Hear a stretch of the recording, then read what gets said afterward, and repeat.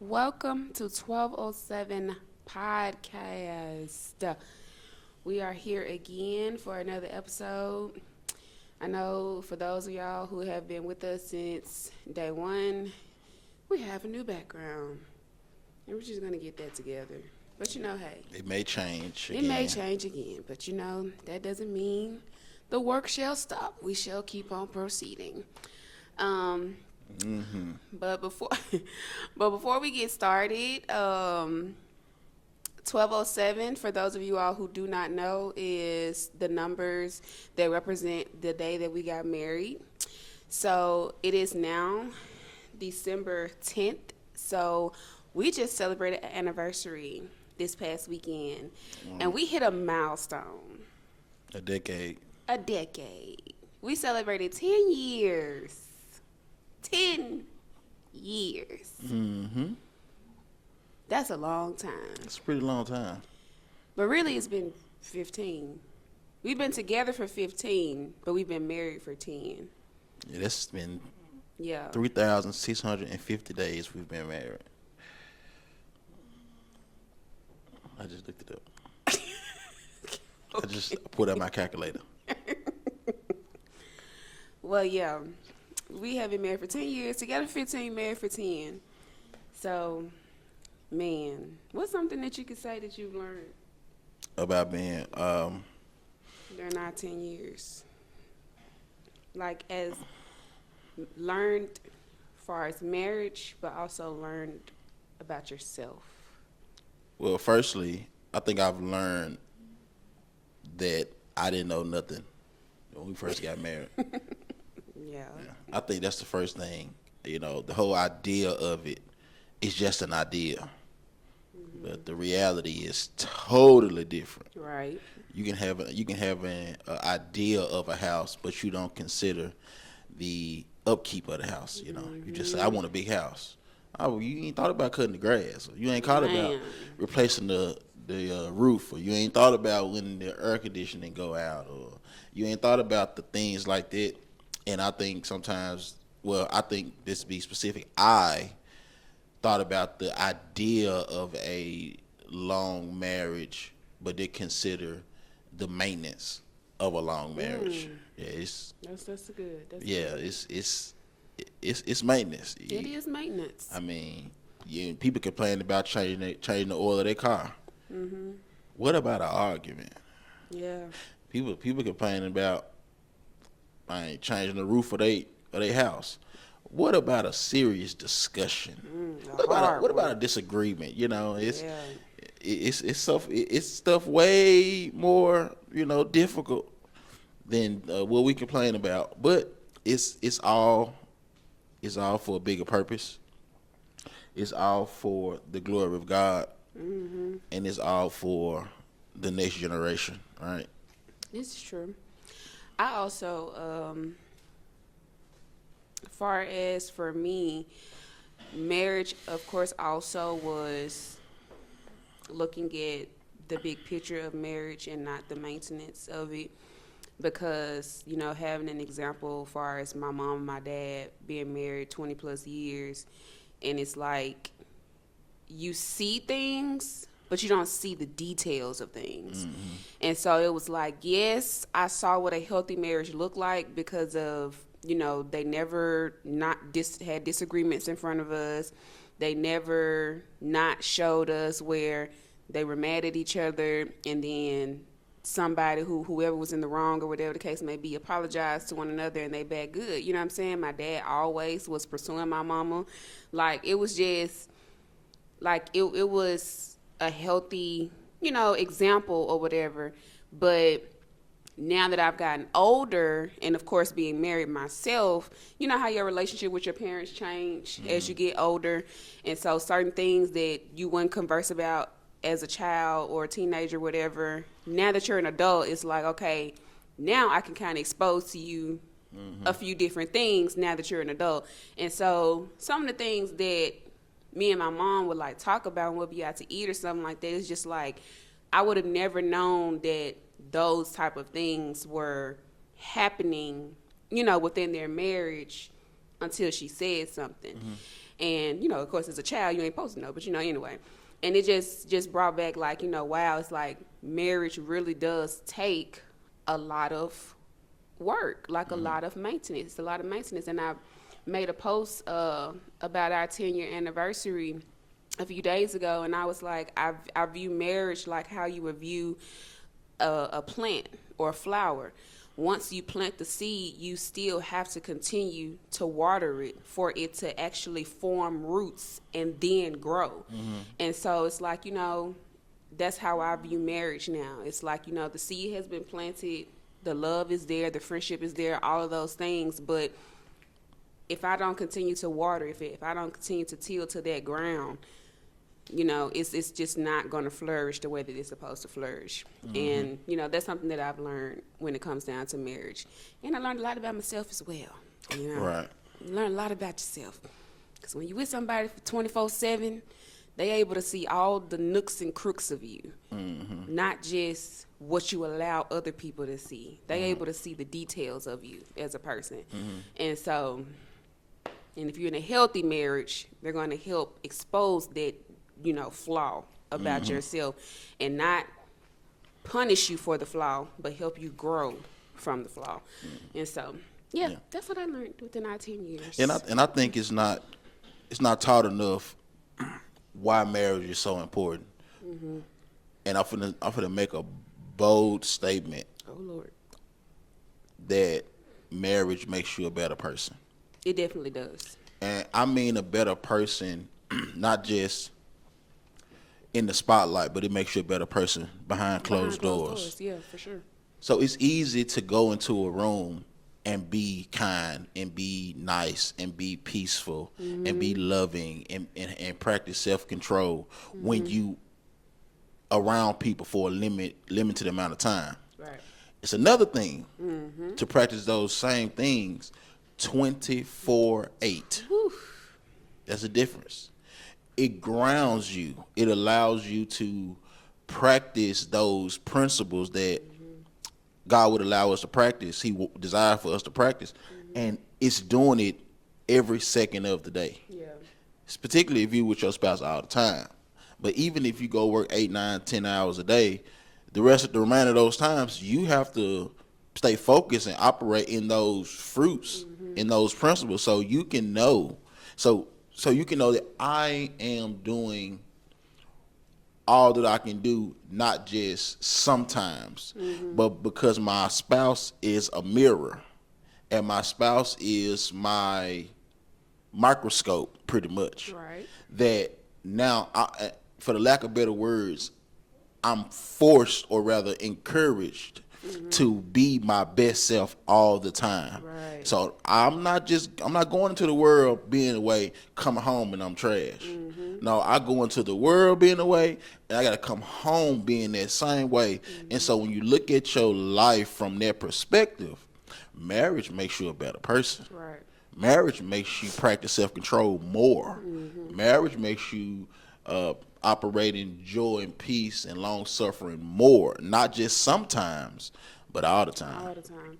And so, which leads us to our topic today, which was, why are people scared to get married? And so I was having a conversation with my cousin / daughter, and that's a long story, we ain't gonna get into that. But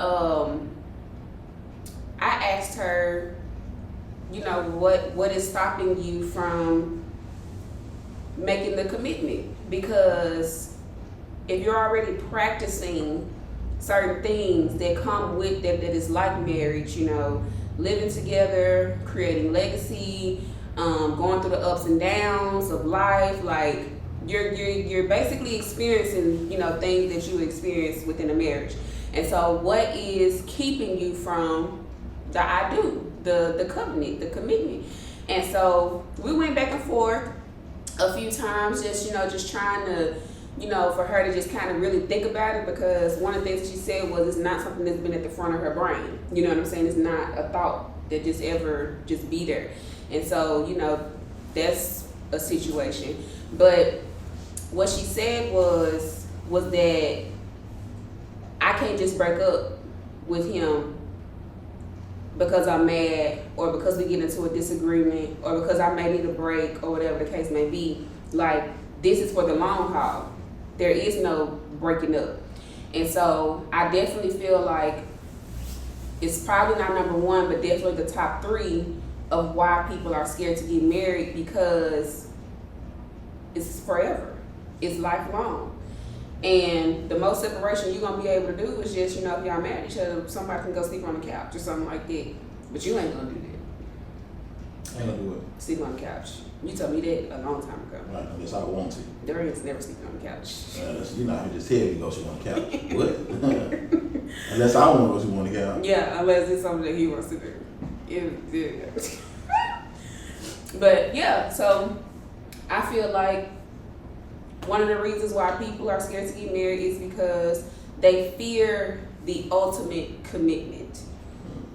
And so, with that being said, it makes me question why people are okay with being with someone for umpteen amount of years without marriage, but yet when it comes to marriage, now we're scared of full commitment. Culture. Culture has normalized practicing marriage but not actually being married. Culture has normalized having a baby but not having commitment. Yeah. Like, culture has made it so normal, and that's not the case. And see, that's one of the things where, it talks about like being not conformed to this world, like the flow of the world. You know what I'm saying? Like the flow of culture and the flow of society, by having a foundation where Yeah. although this is normalized, this is not how I should function. It's like paying a car note on a car that you don't drive. Like, it just don't make sense. I mean, if you're gonna pay for it, be in it, be there. Like, when you're having kids, you're paying for this.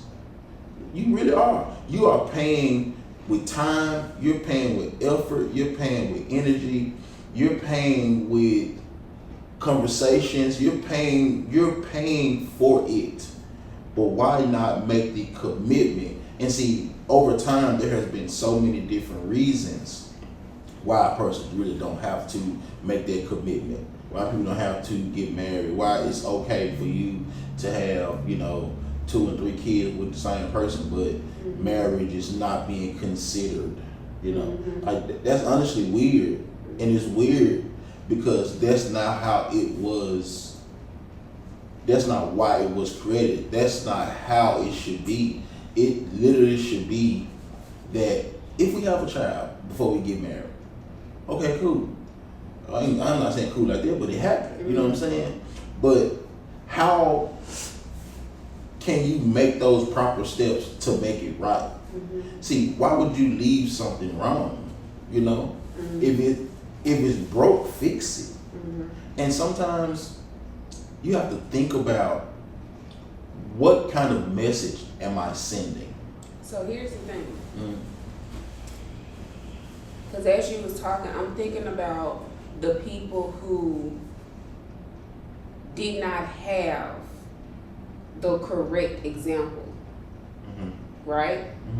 What seems weird to us seems normal to them.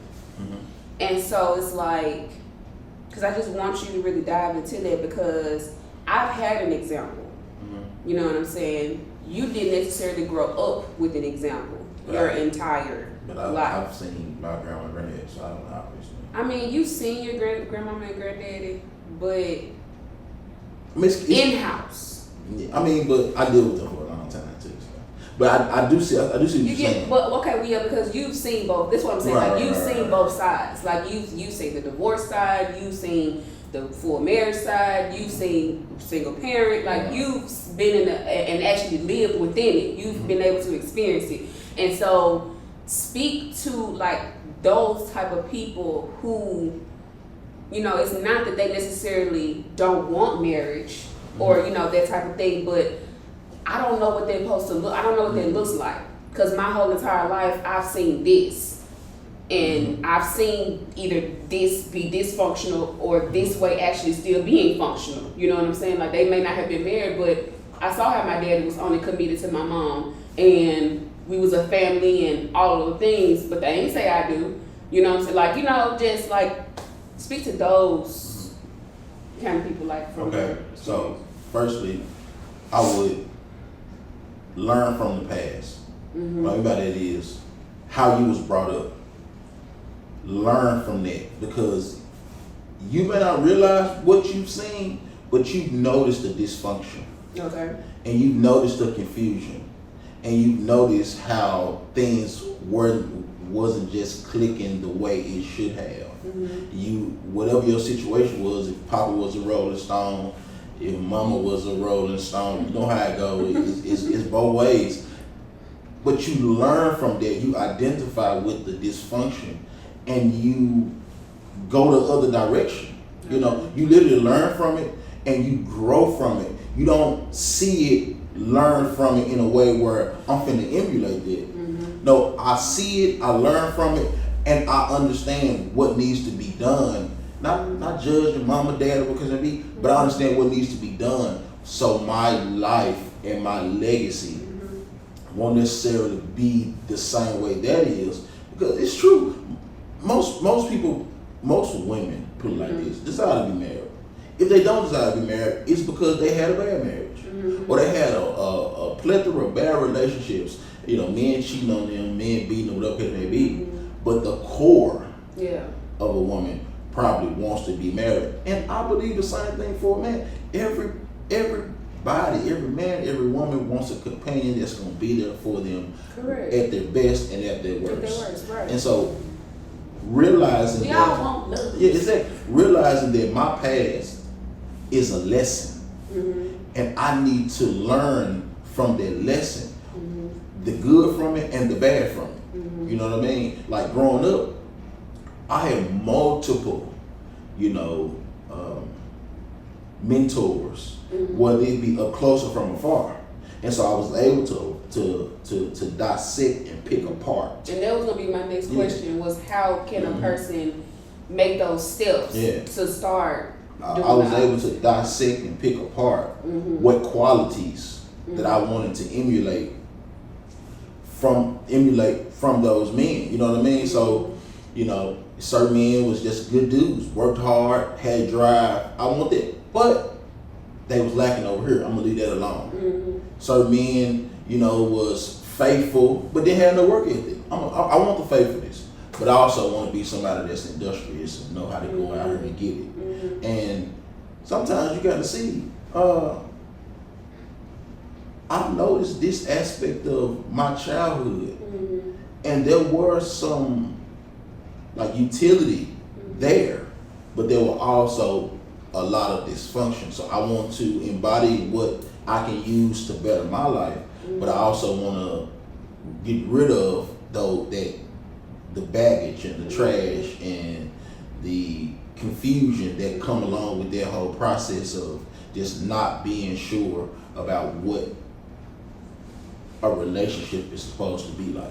So learn from your past, you know, and use that to work on your present, right? So now focusing on your present. Where are you now? What issues do you have now? What person do you have now?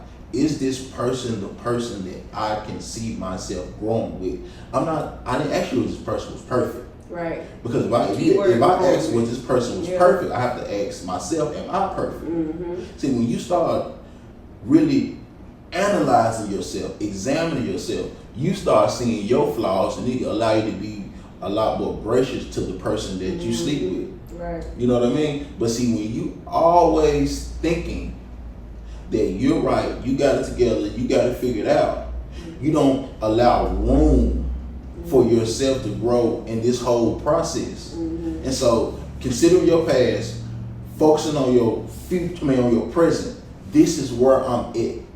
Now, I can't allow the fear of my past and the anxiety that comes with me not knowing my future stop me from making good decisions in my present. Now, right. You know what I mean? Mm-hmm. And so that's normally what happened. Well, I've seen mama and daddy and aunties get divorced, and so I don't want to go that route. Mm-hmm. Or what if I commit myself to this woman and 5 years down the line, I gain 50 pounds, lose my job, and she leave me?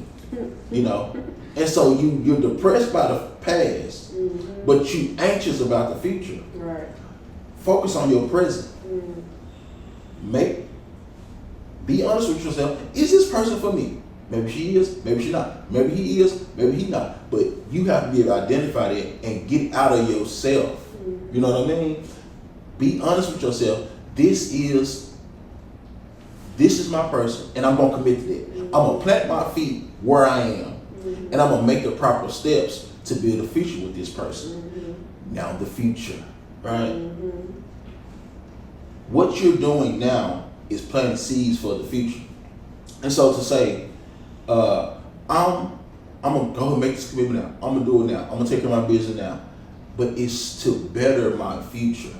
Do you know how good it feels to not have to sleep with my phone in my drawers? Like, do you know how comfortable it is to know who I'm coming home to, and I ain't got to guess, well, I don't know. Some people just got multiple women, and multiple women got multiple personalities, multiple likes and dislikes, and so some men trying to wreck their brain and prepare themselves for the woman that they have for the day. But see, being married, you focus on just one person. Because see, the culture teaches you that having more women make you a better man. But that's a lie. Because the pits of hell. With having multiple women, you don't have to grow. Because you're able to be one way with multiple different women, and they either like you or they don't. But when you got one woman, it stretches you. It causes you to say, how can I love this one woman 100 different ways? Opposed to if I got 100 women, I can love 100 women one way. And so, don't let the past hold you back. Past experiences of marriage. Live in your present. Make the decision now. But don't allow the future to scare you. Because your present seeds is going to reap a harvest in the future. And it's going to be a fruitful marriage. But you got to believe it, though. And you got to make those proper steps to make that happen. You can't just say those kind of things and, you're not really trying. Look yourself in the mirror. Am I really trying? Am I really putting my best foot forward? Am I really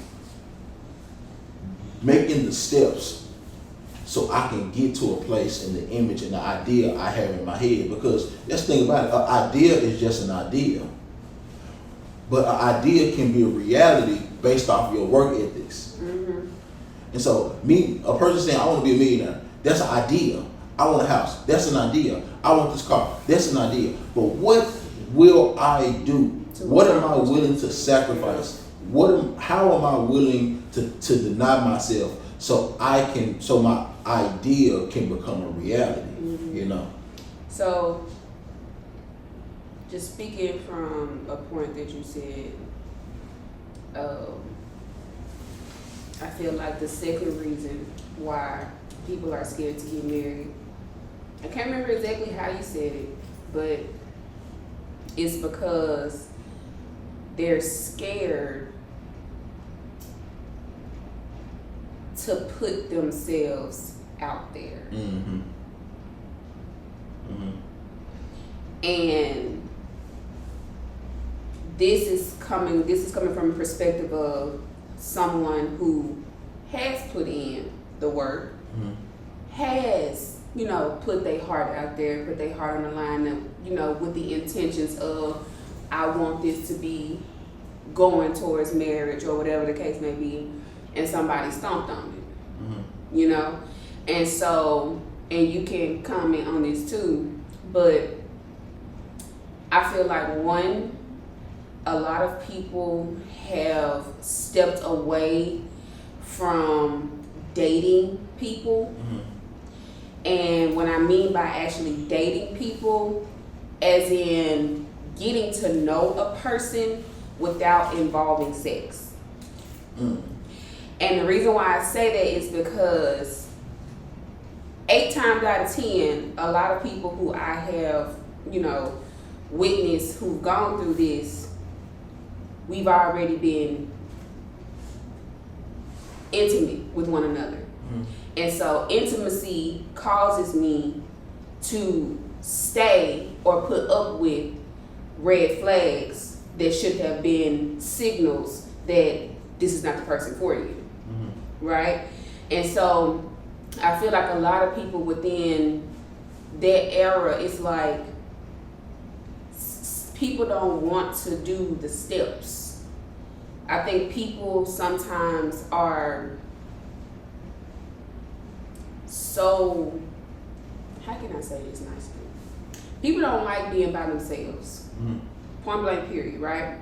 And so you have one person who is hurt and scared to be on the dating scene because of the hurt, and then you got one person who is hurt, and instead of actually being in a committed relationship, I'm just gonna be everywhere. Mm-hmm. So therefore I can fulfill the void of the loneliness, however I ain't gotta give my heart to nobody. Mm-hmm. You know what I'm saying? Mm-hmm. And so I see. it's like, you know, when you have people like that, I feel like it's like a continuous thing, and it just continues to hurt more people and make more people scared to actually put their heart on the line. Mm-hmm. So dealing with person number one who has been hurt and they are now scared of commitment because they don't want to put themselves back out there, right?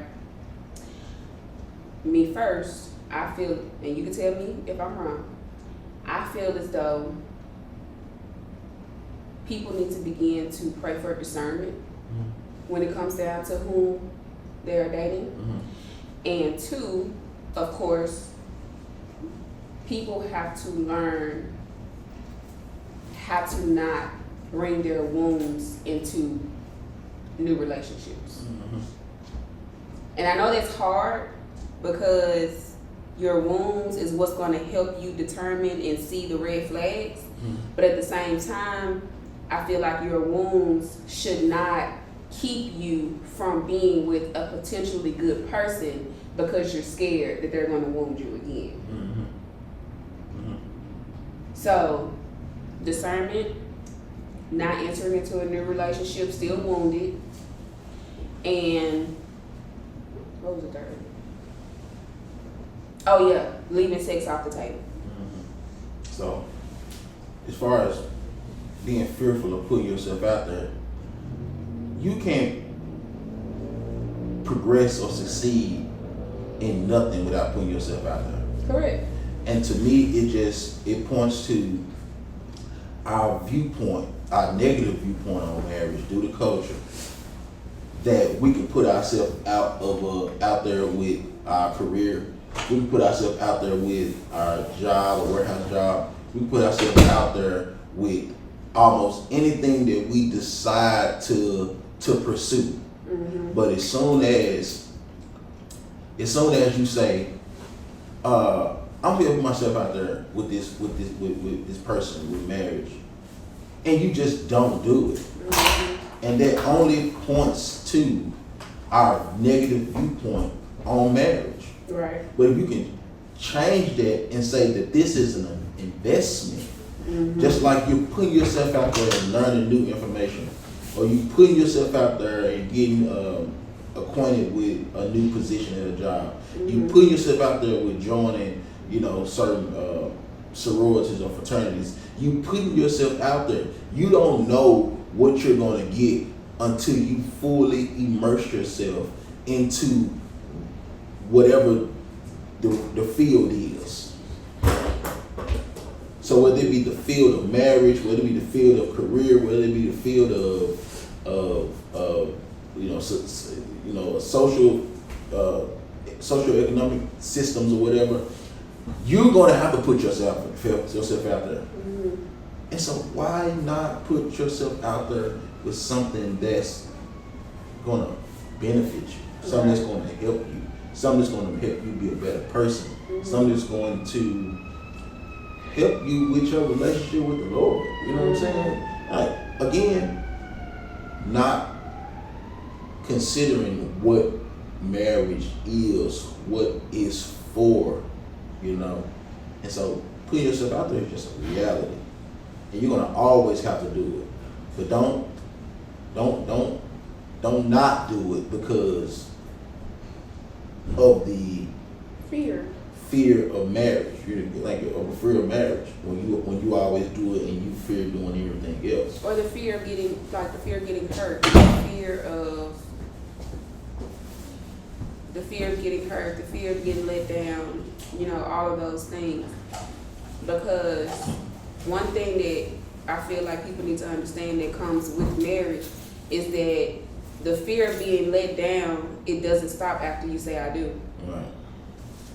Like, your spouse will make mistakes. Mm-hmm. Your spouse will fall short somewhere along the line of years within the marriage. Mm-hmm. So that, you know, the fear is something that needs to be conquered, because the fear does not stop. Mm-hmm. But how we handle, you know, said fear, how we handle the letdowns, how we handle the mistakes, how we handle the mishaps, like, that is where I feel as though the difference comes in when, you know, of course, when you're marrying for love and have a solid foundation, you know what I'm saying? But we ain't gonna get into all that. But like you like fear, the fear of mistakes and the fear of mishaps is not going to stop after you say I do.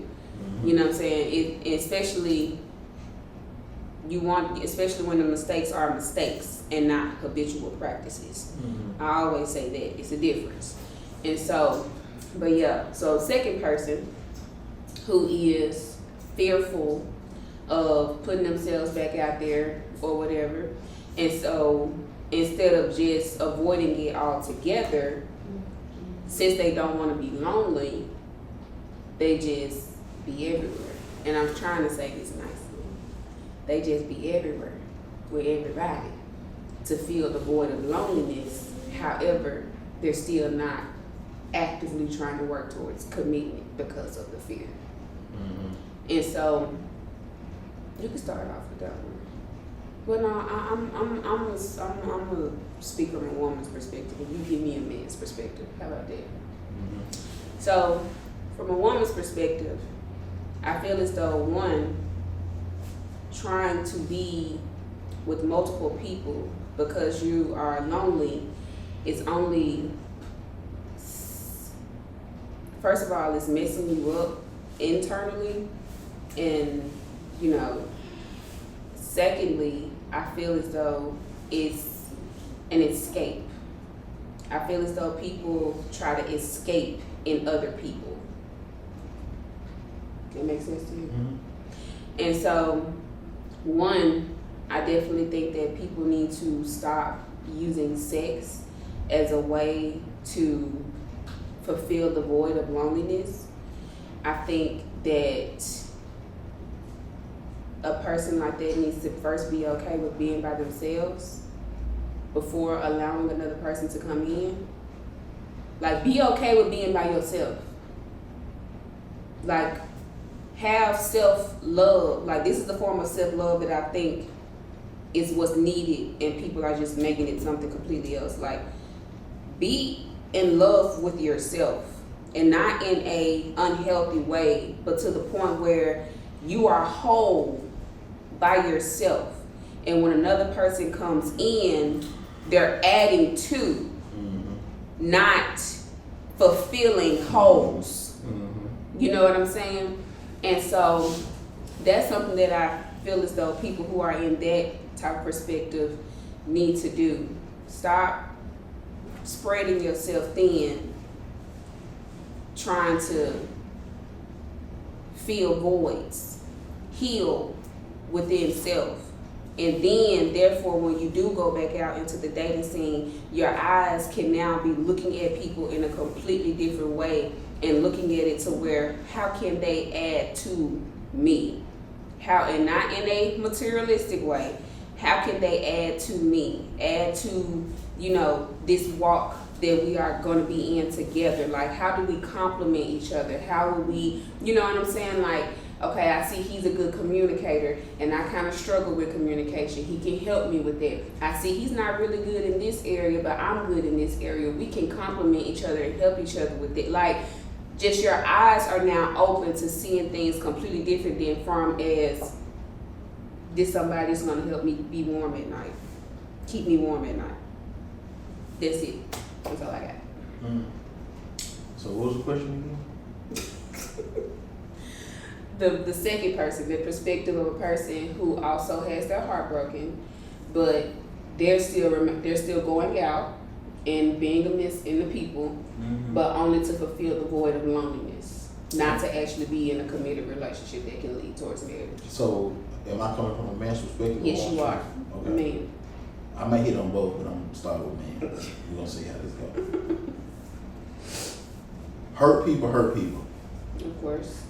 And hurt people are hurt because they know they hurt people. So Hurt people are hurt because they know they're hurting people. So hurt people hurting people. And they're becoming more hurt because they know that they hurt more people. Exactly. Okay. Yeah. And I said it to say, you're only making yourself worse. See, I ain't got nothing sexy to say. You know what I'm saying? See, sometimes I really feel like that culture has made us weak, particularly as men.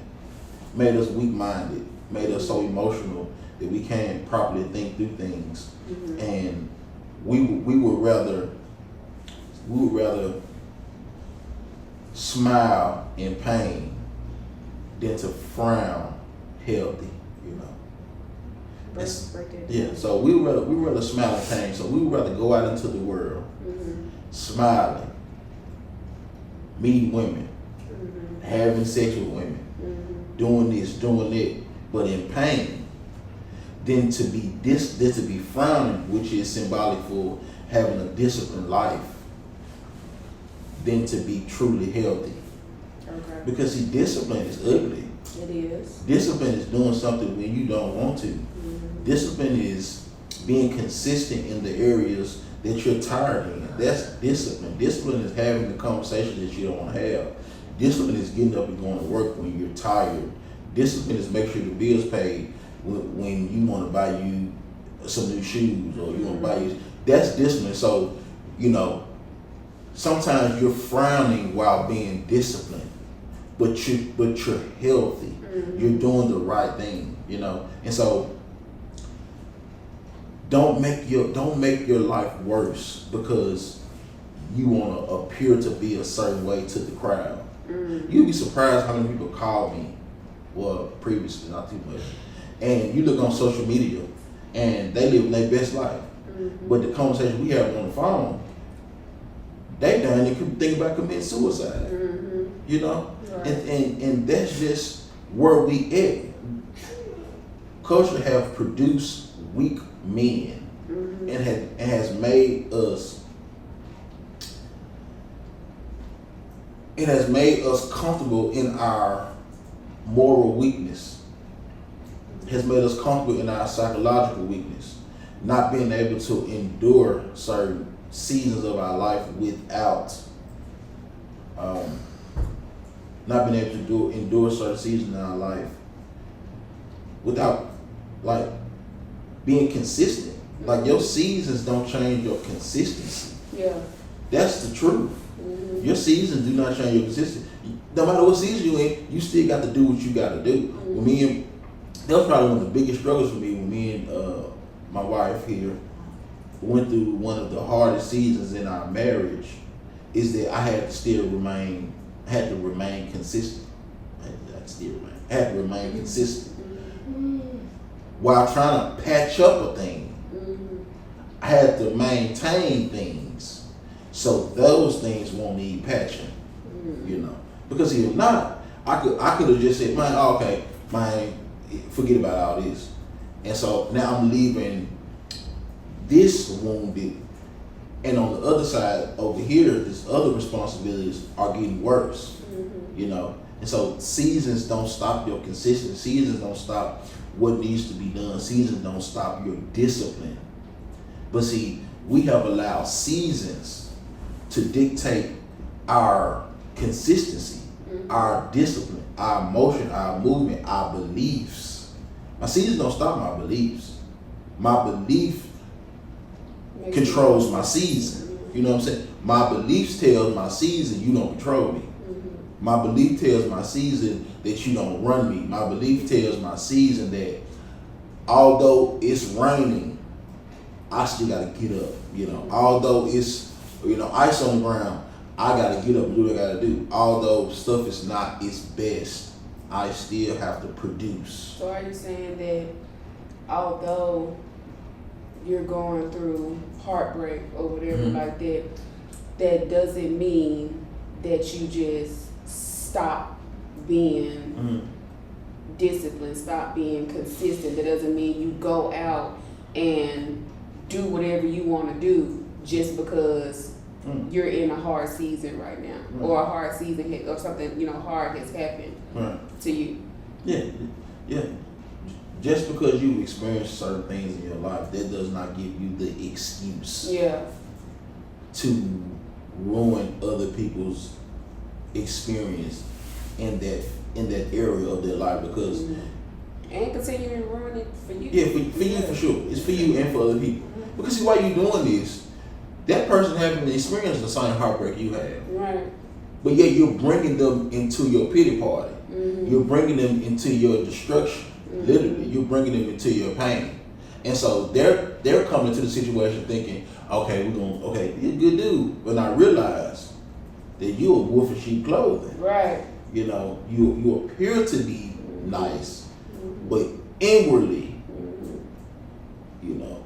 And this goes for men too, for women too. Inwardly, you messed up inwardly. Like you are a a troubled person. Get messed up by some women, some heartbroken women. And you know, and turning from good dudes into some niggas. Like excuse my friend, you know what I'm saying? Like turning them into some real deal niggas. And you know, it's like a continuous cycle. Like a continuous cycle. You just got hurt people out here hurting more people, more innocent people, and now you have people who were once good, hearted, all that kind of stuff, and now because you done brought them into your mess and did them dirty, it's just like a bam. Just keep turning. You like, and it's a domino effect. Yeah, for sure. And that's literally how toxicity spread in the world. Has spread it. Yeah, how it spread in the world is that somebody got hurt by somebody, and that somebody went to hurt somebody else, and that person just, and so it's a domino effect, and it just keep going and going and going and going and going. But who will be the person to say it stops with me? Yeah, the person who's operating in discernment, right? One. And the person that do not allow their seasons to stop their consistency. Yeah, it's gonna take a disciplined, discerned person. It's gonna take that. Yeah. And so those are the two things that you need. So people are not getting married simply because of fear. Yeah. But fear don't stop you from doing nothing else. Correct. You do it in fear until as you're doing it, the fear has to leave, because now I'm actually experiencing it, and it's like there's nothing to be afraid of. Right. Like it's like when you first get on an airplane, you're nervous, your heart beating fast, you can hardly breathe, but as soon as you get up there and you realize, man, it's straight. Right. And so fear then have no place, because you have allowed yourself to experience what you was once fearful of. And that's the reality of marriage. That is. I mean, hey, I don't really know what tomorrow may bring, but I do know I'm going to do my best today to make sure that my tomorrow is good. Mm-hmm. That's all you can do. But don't make up excuses Mm. about, being married but not being married because of fear. You don't make up excuses about starting a new job and you're fearful. Mm-hmm. You don't know who your manager gonna be. You don't know how your coworkers gonna be. You don't know what kind of hours you're gonna work. You don't know, if they really gonna pay you on time. There's a lot of things that you can question and be fearful about. Yet you still do it because it's a priority. Right. Ooh, It's a priority. that's the thing. Mhm. Might not be a priority to people. Marriage. Mhm. But that's a whole nother conversation. But the last thing that I think, unless you have another, No. the last thing that I think that makes people fearful of marriage is people aren't honest. Mhm. And when I say people are not honest, I mean, let me use this example. When this particular person was dating somebody, not the first date, not the second date, but the third date. This is why I keep saying you gotta date people. Like, stop just doing stuff. Date people with intention. And so by the third date, things were going cool, right? Things were being cool, having a good time, conversations were great. It was starting to feel as though this could be something. And so what said person did was laid their cards on the table. And not like crazy cards. We talking about, are we on the same path cards? Like, this third day, let's see if we both on the same page of what we trying to work towards. So therefore we can, if this ain't it, we cool. If it is, let's keep going. The cards were, do you see yourself getting married? Is marriage like something that you want to do, right?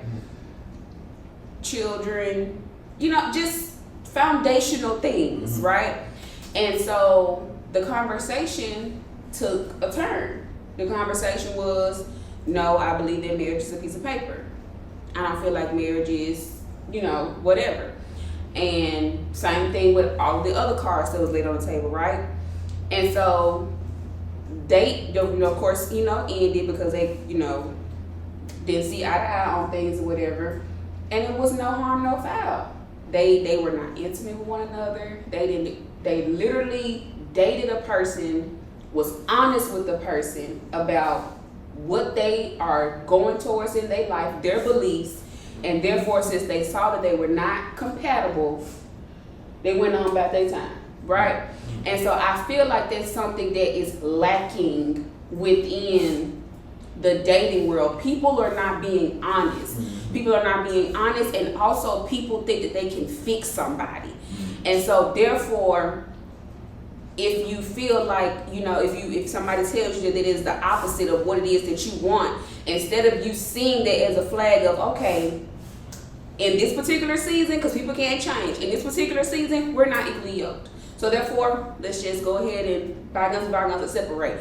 No, what some people either do is they either lie because your intentions are not pure. You know what I'm saying? You just saying what needs to be said just so you can get what you want to get. And then two, people, because both men and women do this, they feel as though they can change a person's answer. If I keep continuing to date him or her, and they continue and they start to see, me and all the things, maybe I can change their answer to this. Maybe I can change the way they view their life right now to this. When somebody tell you what it is and what it ain't, believe them. And so I feel like one of the things that makes people fearful of marriage is because they don't be honest. And so lack of honesty leads to roads of hardship. And by the time you take all these different roads of hardship, you're hard out, you're tapped out. You no longer want it. It's no longer worth it. All because honesty was not taking place in the beginning. I agree. And so, stop lying. Like, just stop lying. Like, dang. Like, just be honest. Be honest. Be honest with people and stop lying. Because you just wasted folks' time with your lies. But, yeah. Yeah. You ain't got nothing to say behind it? What? That's a first. Yeah. I mean, and then you said lastly too, so I just knew that, you know, after you said what you said, that's what the end of the podcast. No, I mean, I see, yeah, you could say something afterwards. Oh, So, that's if good. you got nothing to say, okay. So, just to recap everything, be discerning when you are dating for marriage. Heal. Stop going into new things wounded. Stop making excuses for your seasons that you're currently in. Practice discipline. Stop lying. Be honest. Stop spreading your wild oats. Take intimacy off the table so you can get to know the person and not that. So you can go into things with clear vision, with a clear mind, and not being entrapped by that. So practice those things. And what was you say? Yeah. Practice those things, and marriage may not be as scary as it seems All right. if you can practice those things and do those things. So yeah, that's it. 1207 podcast. 12:07. We'll see y'all next week.